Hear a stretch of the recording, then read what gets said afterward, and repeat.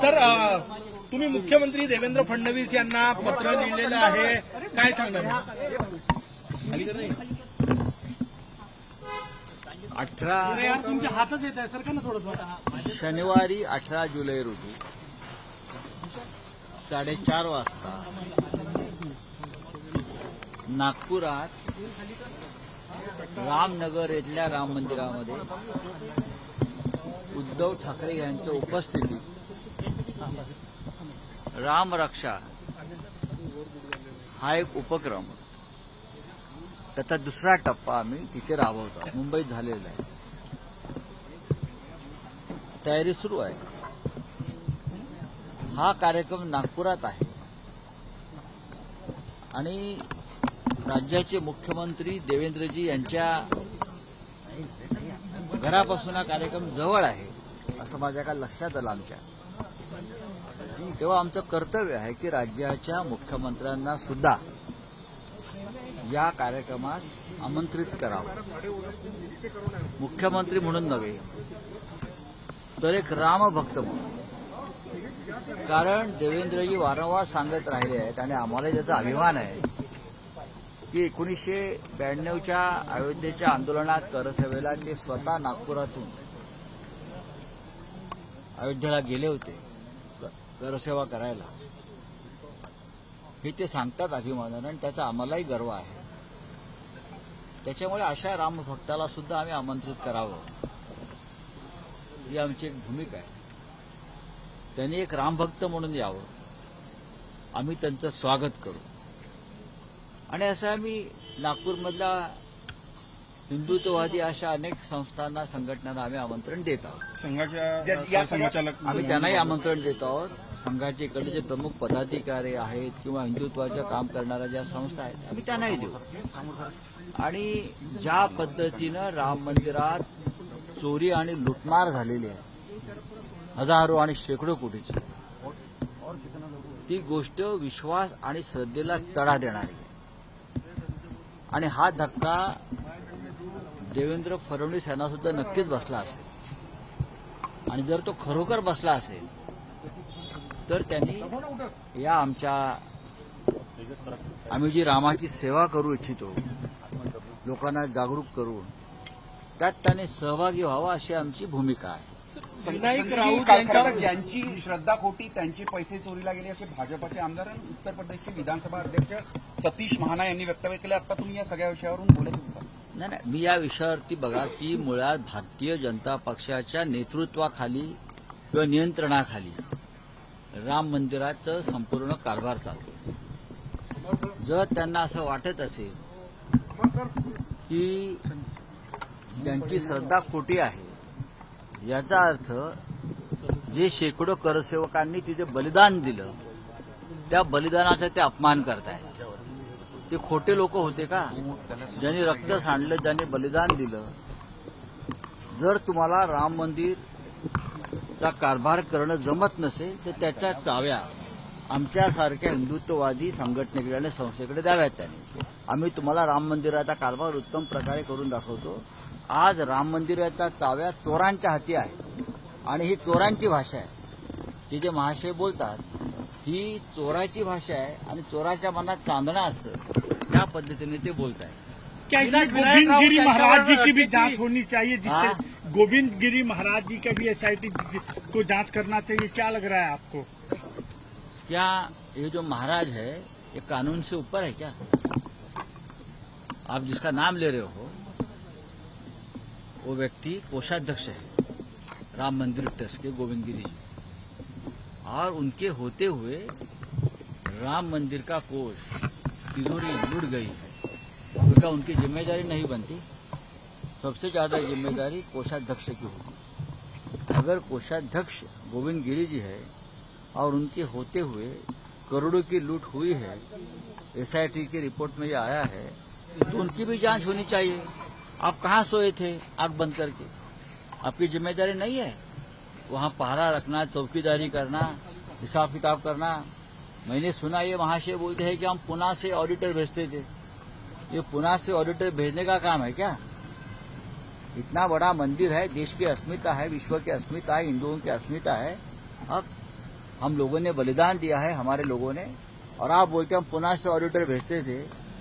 ये जो बोल रहा है ना विधानसभा का अध्यक्ष यूपी वाला, ये गोविंद गिरी जी के बारे में बोल रहा है।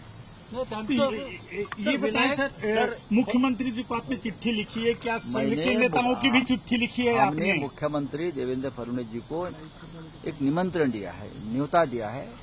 नागपुर में 18 तारीख को जो हमारा राम रक्षा आंदोलन चलेगा, राम मंदिर के चोरी के खिलाफ, चढ़ावा चोरी के खिलाफ, लूटमार के खिलाफ। देवेंद्र जी राम भक्त है, देवेंद्र जी ने कर सेवा की है, ऐसा उनका कहना है। तो उनको भी दिल को ठेस पहुंची होगी ये चोरी होने के बाद। राम मंदिर में इतनी बड़ी चोरी चल रही है और आपके ही लोग हैं, तो आपको आंदोलन में आना होगा। संघ के लोगों को भी निमंत्रित किया है आपने, संघ के लोगों का भी कहा था आपने, संघ के पदाधिकारी मोहन भागवत को भी चिट्ठी लिखी है। जी हाँ, जिनको राम के बारे में आस्था है, हम सबको लिखेंगे, सबको इनवाइट करेंगे पर्सनली। आना नहीं आना उनकी मर्जी है, लेकिन हमारा कर्तव्य है। अगर नागपुर में उद्धव ठाकरे जी के उपस्थिति में ये कार्यक्रम हो रहा है, तो सभी राम भक्तों को हम न्योता देंगे। गोविंददेवगिरी महाराजांचं असं म्हणणं आहे, मी पुण्यात राहत होतो, मी देशभर फिरतो, एकाही धनादेशावर माझी सही नाही, तर मी राजीनामा देणार नाही असं त्यांनी जाहीर केलं। एवढं मंत्रिपदासारखं त्या खुर्चीला काय चिटकून बसताय तुम्ही, मला कळत नाही। आम्ही त्यांच्याकडे राजीनामा मागितलेला नाहीये, तेच वारंवार राजीनाम्याच्या गोष्टी करतायत। पण आपण या एवढ्या मोठ्या ट्रस्टचे, राम मंदिर ट्रस्टचा जो कोष आहे राम मंदिराचा, त्याचे आपण कोषाध्यक्ष आहात हे तरी आपल्याला माहिती आहे का? त्याच्यामुळे सगळ्यात जास्त जबाबदारी आपली आहे, कारण दरोडा जो पडलेला आहे तो त्या खजिन्यावर पडलेला आहे, ज्याला मराठीमध्ये खजिनदार म्हणतो आपण, ते कोषाध्यक्ष आहेत। तो खजिना लुटलाय तुमचा आणि तुम्ही म्हणता मी राजीनामा देणार नाही, कठीण आहे। खरं तर वारकरी लाखो वारकरी दर्शनाला निघाले आहे। विठ्ठल रुक्मिणी मंदिरामध्ये व्हीआयपी दर्शनावरून गोंधळ एकीकडे सुधीर मुनगंटीवार यांच्यासोबत आलेल्यांना दर्शन नाही घेऊ दिलं, तर गुलाबराव पाटील यांचे जे कार्यकर्ते होते ते मात्र जुगारून आतमध्ये दर्शनाला गेले। नाही, ते त्यांचं हिंदुत्व वेगळ्या प्रकारचं आहे बरं का। बहुतेक त्यांना वाटलं असेल आमच्या माऊलीनं त्यांच्या पक्षात प्रवेश केलाय, त्यांना असं वाटतं की त्यांच्या पक्षात देव वगैरे सगळे संत प्रवेश करतात, तर त्यांना तो रात्री स्वप्न पडलं असेल की माऊली त्यांच्या पक्षामध्ये प्रवेश करती झालेली आहे। मूर्ख लोक आहेत। विनायक राऊत यांचा जामीन अर्ज सुप्रिया जी ने कहा है कि 50% सीटें बढ़ती है तो समर्थन करेंगे। आप लोगों की पार्टी का क्या स्टैंड है? 50% अगर सीटें बढ़ती है सिर्फ, और एक भूमिका अगर सरकार लेकर, अमेंडमेंट लेकर सामने आती है और सभी से चर्चा करती है, तो उस बात पर चर्चा हो सकती है। निर्णय जो है इस बारे में क्या करना है, कोई अकेली पार्टी नहीं करेगी इंडिया ब्लॉक की, न शिवसेना करेगी, न एनसीपी करेगी, न और कोई करेगी, न कांग्रेस करेगी। जो निर्णय होगा इस परिसीमन बिल के बारे में, ये हम सब मिलकर बैठकर उस बारे में निर्णय लेंगे। मराठीत हे डिलिमिटेशन आहे की एकट्याने कोणता निर्णय मराठीत हा? नाही, असा आहे की हा जो विषय आता परत तुम्ही चर्चेला आणताय की राष्ट्रवादी काँग्रेस पक्ष समर्थन करणार आहे, आम्ही असं काही ठरलेलं नाही। काल सुप्रियाताई सुळे यांनी सुद्धा ते स्पष्ट केलेलं आहे। जर काही वेगळा प्रस्ताव घेऊन सरकार समोर आलं जो विरोधी पक्षाला मान्य होईल असं आम्हाला वाटलं, तर इंडिया ब्लॉकचे सर्व घटक पक्ष एकत्र बसतील, एकत्र चर्चा होईल आणि त्याबाबत सामुदायिक निर्णय होईल। कोणी एखाद्या पक्षाने वेगळा निर्णय घेण्याचा प्रयत्न केला तर त्या संदर्भात सुद्धा इंडिया ब्लॉकमध्ये वेगळी चर्चा होईल। मला असं वाटतं कोणीही वेगळी भूमिका घेईल असं मला दिसत नाही। इंडिया ब्लॉक एकसारखं पाऊल उचलेल याबद्दल कोण? अगदी सामुदायिक निर्णय घेऊ, एकत्र निर्णय घेऊ आणि त्यानुसार आम्ही त्या बिलासंदर्भात भूमिका ठेवू। सर, आपकी पार्टी से सांसद जो थे कल एकनाथ शिंदे जी के साथ गृह मंत्री जी से मिले और उन्होंने कहा है कि तमाम औपचारिकताएं पूरी, कानूनी औपचारिकताएं पूरी कर ली गई है। देखो, तमाम कानूनी औपचारिकता ये शब्द गलत है। तमाम गैर कानूनी औपचारिकता, तमाम गैर कानूनी औपचारिकता ये लोग पूरे करते हैं। कानूनी तौर पर ये तो किसी पार्टी में शामिल नहीं हो सकती, टूट भी नहीं सकते। ये कानून कहता है। तो कानूनी औपचारिकता क्या है? ये जो बैठे हैं अमित शाह जी, देश के गृह मंत्री, एक ऐसे नेता है वो कभी कानून को मानते नहीं, संविधान को मानते नहीं।